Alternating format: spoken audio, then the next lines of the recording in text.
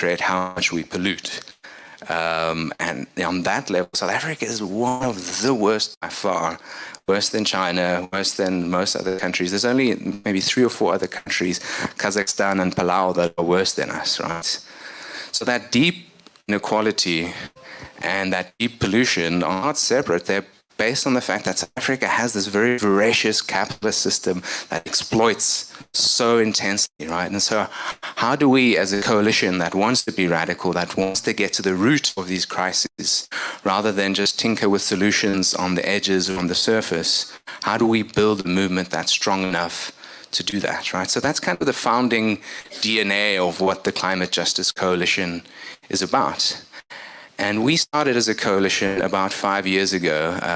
It'll be actually our 5th birthday on Friday, so we'll get to celebrate that together, which will be fun. We started initially in Johannesburg. It was in 2019, and young people from across the world were engaging in what were called the climate strikes at the time. So these were young people who know that their future is on the line when it comes to the climate crisis. They know that if we don't act now, what we'll be leaving behind for them is a devastating legacy of ecological, social devastation. And so they were leaving their schools. They were striking from schools, taking to the streets. It's one of the biggest global protests in human history, actually. There were millions of people that came out on that day, I think it was the 21st of September 2019.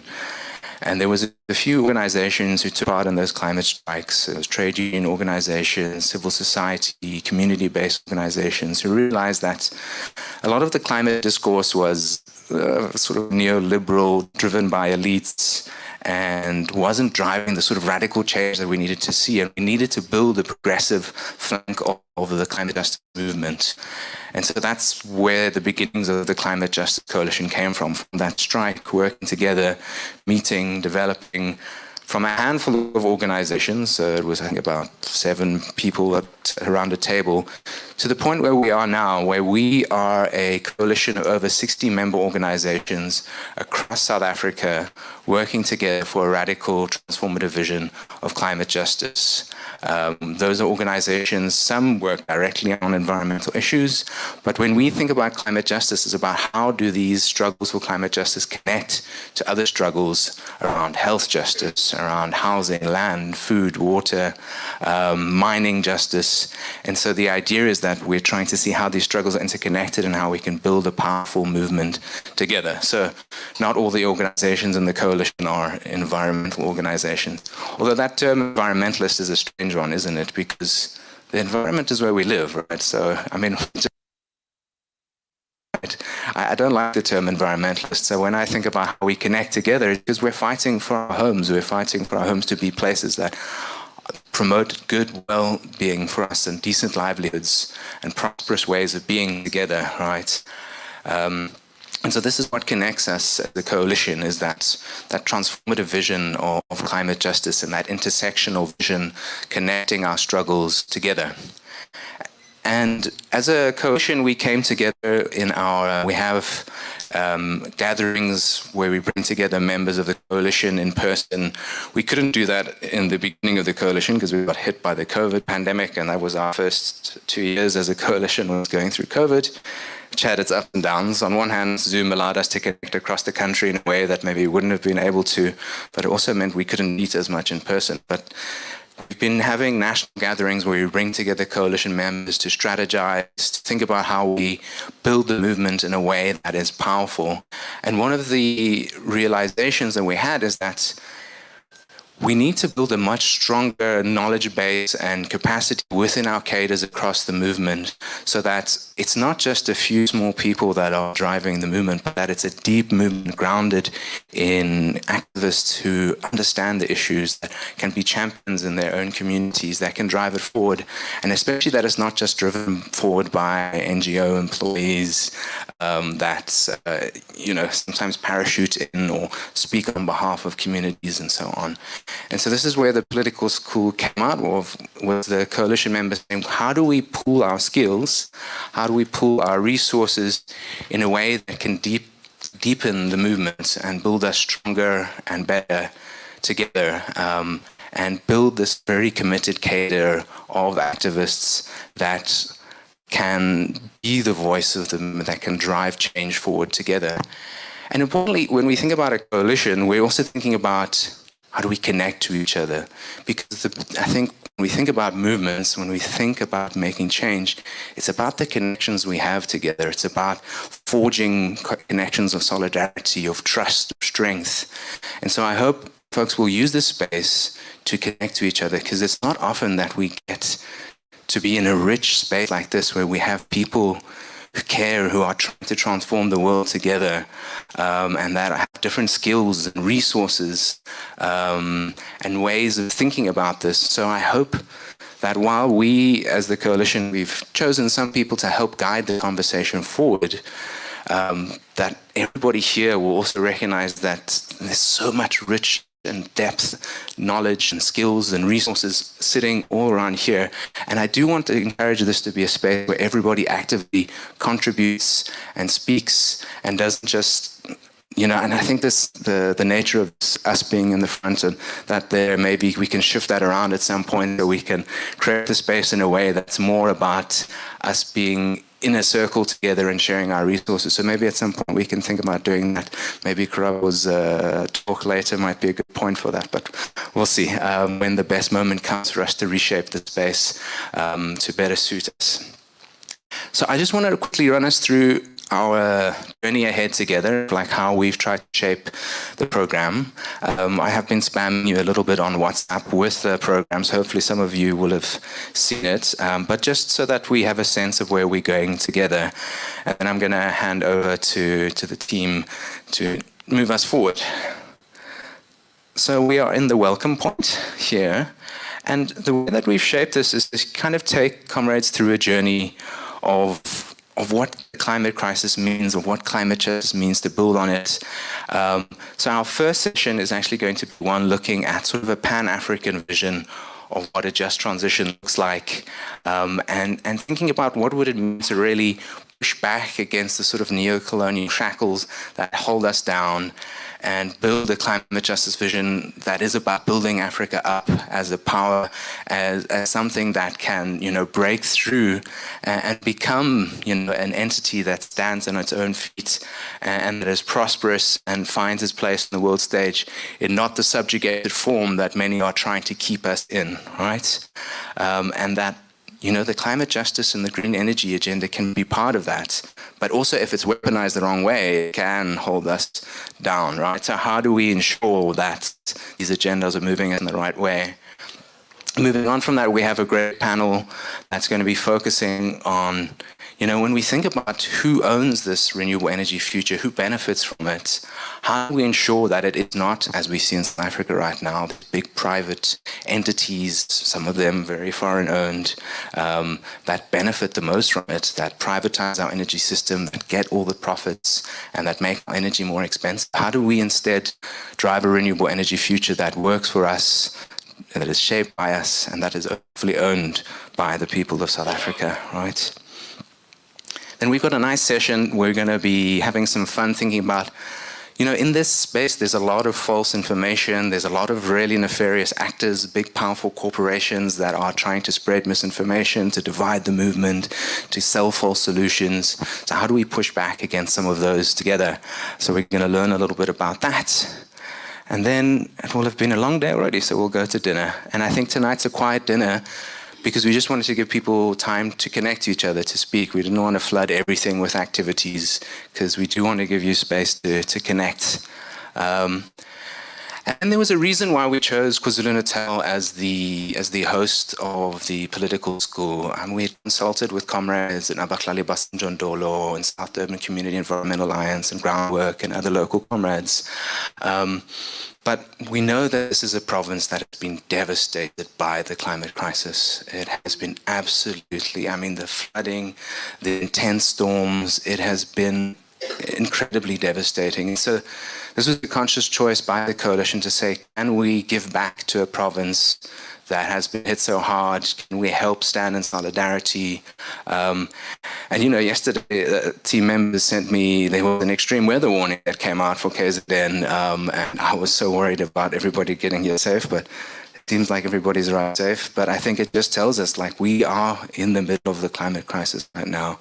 And so we're going to have, led by some wonderful young activists, a panel speaking about the impacts of climate crisis on KZN. We're even going to have some municipality folks coming in, one of the chief climate scientists. So I think it'll be interesting to see how municipalities are approaching this. But I think it's also an opportunity for us as activists to critically engage with municipal folks. So I'm looking forward to that conversation. I think it'll be very good. And then we have a nice panel here. I still need to confirm one person there because there was a dropout, but there will be an additional person added here. But we're going to start thinking about how do we build powerful movements together? Like, what are the tactics that we use? How do we think about this in the context of a situation where we are seeing more and more attacks on activists and human rights defenders? How do we protect ourselves, but at the same time be radical, drive the change that we need? And so I do hope with this panel, but all the other panels, that you folks will be coming in, because it's a panel, but it's also just a way of facilitating an opening discussion, because I know there's so much insight in this room, and especially when it comes to building powerful movements. I know there's so many comrades in here that are at the front line of doing just that. So I hope you'll come in strongly as we do that. And then one of the big things that there's been a push for the coalition to move more into this space. We have historically focused a lot on energy and mining justice because one of our formative campaigns was the Green New Eskom campaign about transforming Eskom to ensure a just transition to a more socially owned renewable energy future, which leaves no worker and community behind in the transition. But there's been a push that we should deepen our work on the water, the food connections around the climate crisis. And so we're going to have a session here guided by some activists that are doing some great work on those connections and showing us about some of the water struggles, the food struggles that they're engaged in.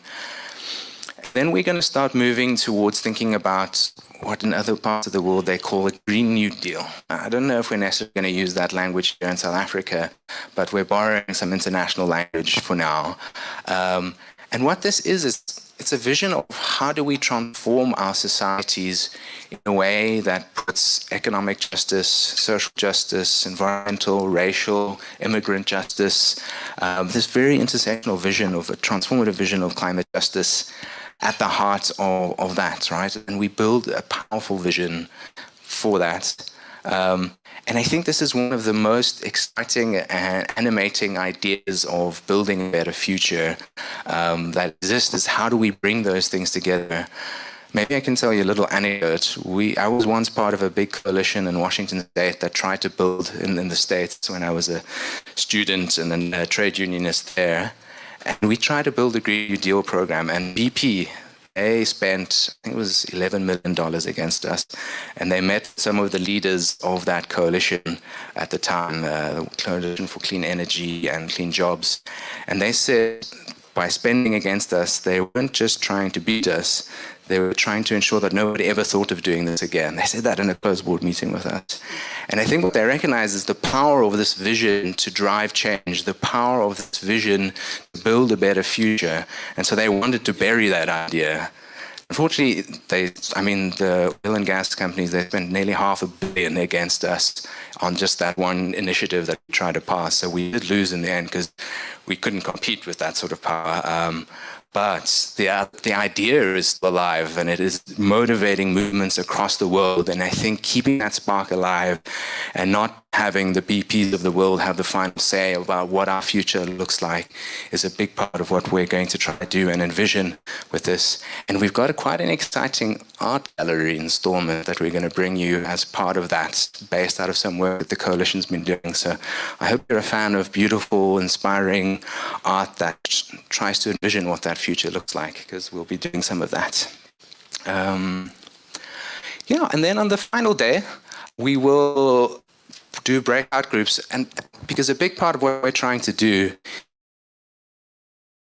is to help us envision what that Green New Deal looks like. So we're not wanting you to be participants who agree, okay, this is what the leadership wants in terms of what a Green New Deal looks like. We brought you here because we want you to help us to shape that vision. We want you to tell us what you think the priorities are. We want you to tell us, like, what does this look like? What does a good life look for you in the Green New Deal? And then we're going to hopefully take some of those visions and demands, and we're going to head out into the street. What would a political school be without some activism, right? And so we are just across the way from Durban City Hall, and so we will be able to go to Durban City Hall and have a demonstration there, and a demonstration to a global day of action that are happening all across the world, are taking to the streets, demanding an end to polluting and repetitious fossil fuel system, building a better energy system, but they also demand climate reparation, demanding the end to the indebtedness of the global system that's preventing us tackling the climate crisis. I'd encourage you to go to this link. There's some really exciting demands in there. We will talk to them later, but yeah, there's some exciting happening there. And then our legal team, our legal working group coalition, we have different working groups. We've got an energy and mining justice, we've got an economic justice, communications, and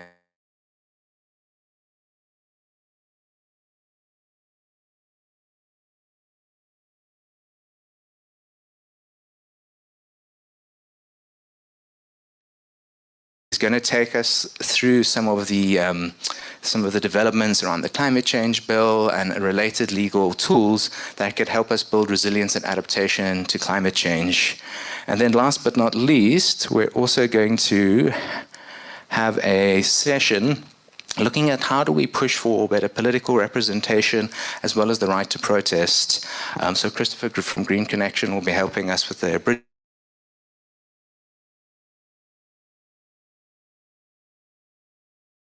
us about, how do we defend our right to protest and really exercise this in robust ways. And then we'll have a final closing dinner and maybe some celebrations. We're going to have an open mic. So if you comrades have songs they'd like to sing, or if they have poems they'd like to share, or anything that comes from the heart that they'd like to bring, I hope you'll use that as an opportunity to come and share with us as we close off and celebrate together. I did forget one last thing, which is we are going to try to also go to the beach at some point. We've brought you comrades all the way here.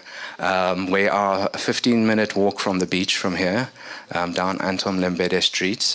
We will walk together for safety and so on, but I think part of what we recognize as the Climate Justice Coalition is that activism is stressful. Activism, it can really, it can weigh on you, it can cause mental health problems, it can be really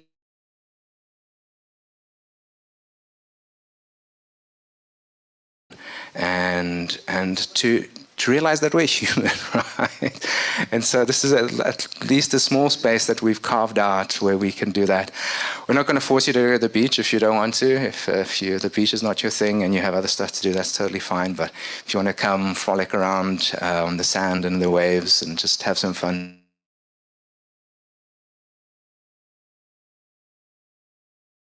I hope this journey is looking good to you. If there's any questions or anything, feel free to let me know. I do want to also introduce the planning committee that's been part of the of making this happen, because I think it's really important that we recognize the different people that have been connecting here. So I wonder if the planning committee, I don't think everybody's here necessarily, because some folks are running around. I know Busi is quickly run to the shops to get some stationery and so on. Which also, just to say, like the Climate Justice Coalition, some people look at us and they're like, oh, this is a big fancy coalition. And I remember one comrade saying, are you guys from your fancy air-conditioned offices? And we don't have offices. we as a coalition aren't even a registered entity. We work through 350, who's our fiscal host, and even 350, the only office it has is a small little office with like old doors as its desks, and we share that little space with them inside somebody's little offices. So I hope that all your accommodations and your arrival here was smooth and that everything went okay. But I also hope